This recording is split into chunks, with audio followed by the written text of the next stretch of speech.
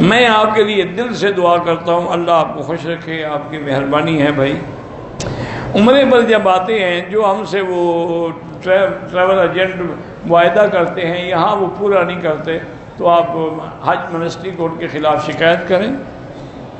عمرے کے طواف کے نفل جو ہے حتیم میں پڑھ لیے، بالکل کوئی دم نہیں پڑے گا، پڑھنا چاہیے۔ ظہر، عصر، مغرب، عشاء کی آخری 2 رکعت میں صرف فاتحہ کے بعد تلاوت نہیں کرتے، اس کی کیا حکمت ہے؟ اللہ کا حکم یہی ہے، حضور کا حکم یہی ہے، حکمت کا کیا معنی؟ جہاں پڑھتے ہیں اللہ کے حکم سے پڑھتے ہیں، نہیں پڑھتے تو اللہ کے حکم سے نہیں پڑھتے۔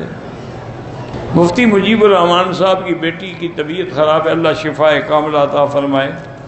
ہاں، اگر مٹی کا ڈھیلا ہو تو پہلے اس سے آدمی خشک کرے بدن، پھر پانی سے استنجا کرے۔ اگر نہ ہو تو ٹیشو استعمال کر لے، ٹیشو بھی نہ ہو تو صرف پانی سے کرے۔ حرم کے باہر جو کھانے تقسیم ہوتے ہیں، اگر آپ غریب ہیں تو لے لیا کریں، امیر ہیں تو نہ لیا کریں۔ 6 بیٹے ہیں، 6 بیٹے 4 بیٹیاں ہیں، اللہ سب کو اچھا بنائے۔ اللہ جن کی اولاد نہیں ان کو اولاد عطا فرمائے، جن کی اولاد ہے ان کی اولادوں کو صالح بنائے۔ 12 حنفی مسلک میں رفع یدین نہ کرنے کی حدیث زیادہ قوی ہے کہ اس کا راوی عبداللہ بن مسعود ہے رضی اللہ عنہ۔ اجوا کھجور، بہرحال پہلے تو ہم نے یہی سنا تھا کہ صرف مدینہ پاک میں پیدا ہوتی ہے، اب معلوم ہوا ہے کہ اور شہروں میں بھی ہو جاتی ہے۔ جمعہ کی مبارک دیتے ہیں، یہ تو بدعت ہے۔ کوئی جمعہ کس بات کی مبارک؟ ویسے جمعہ خود مبارک دن ہے، حدیث سے ثابت ہے کہ مسجد عائشہ سے عمرہ حضور کا حکم ہے۔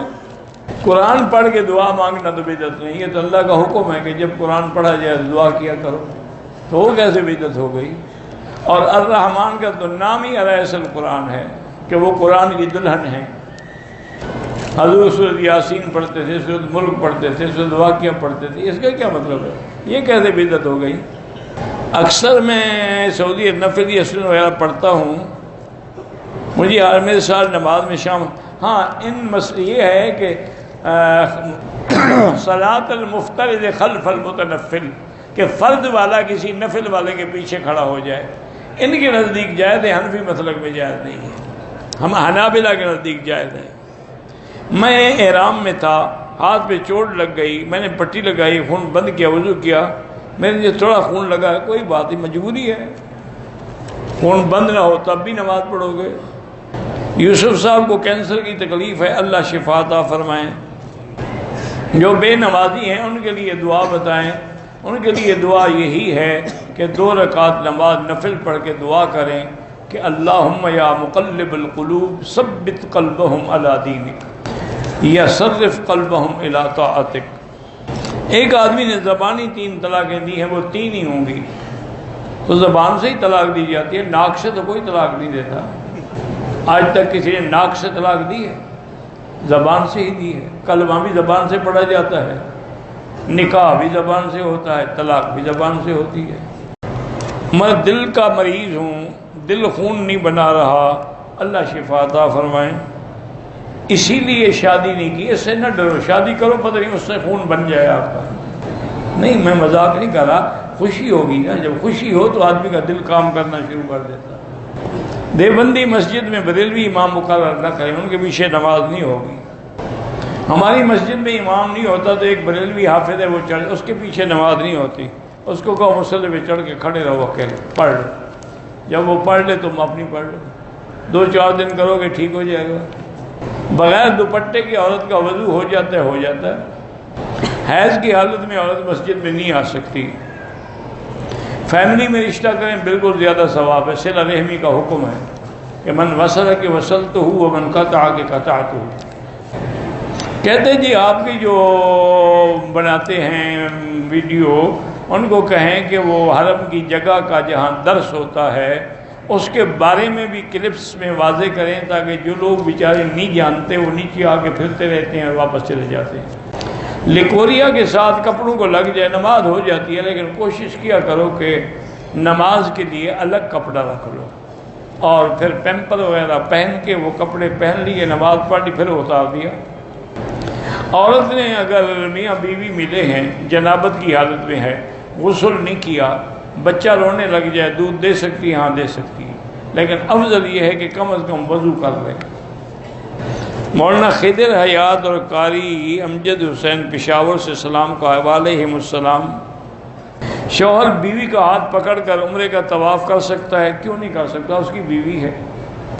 مسجد میں نماز جنازہ جائز ہے، بہتر ہے کہ مسجد میں نہ پڑھی جائے۔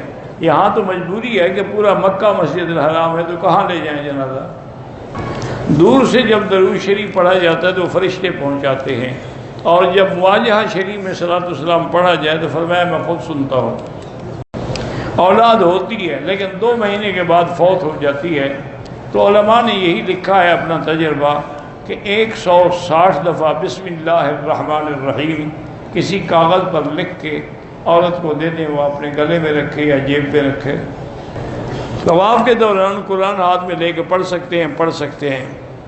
10 دن سفر میں کتنے عمرہ کر سکتے ہیں؟ جتنا اللہ ہمت دے، چاہے روز کرو، نفلی عبادت ہے، نہ کرو ضروری نہیں۔ طواف کے 8 استلام ہوتے ہیں، طواف کی نفل نہیں ہوتے، 2 رکعات واجب الطواف کی نیت کیا کریں۔ حرم میں یا کہیں بھی سامنے جنازہ ہو، اب پتہ ہی نہیں ہے کہ بالغ مرد ہے یا عورت ہے، جو امام کی نیت ہے وہی ہماری نیت ہے۔ باقی دعا کے اندر سب کے لیے ہے، شاہدنا و غائبنا و صغیرنا و کبیرنا و ذکرنا و انثانا، سب کے لیے۔ حتیم میں 2 رکعات واجب ہے، تو بالکل اللہ کے بندے اگر مقام ابراہیم کے پیچھے جگہ نہ ہو تو دوسرا مقام ہی حتیم ہے کہ وہاں آگے 2 رکعات واجب الطواف پڑھی جائے۔ حرم میں جو جنازے ہوتے ہیں بالکل میت امام کے سامنے ہوتی ہے، اگر غائبانہ ہو تو بتاتے ہیں کہ جنازہ غائب ہے، صلاۃ الغائب ہے۔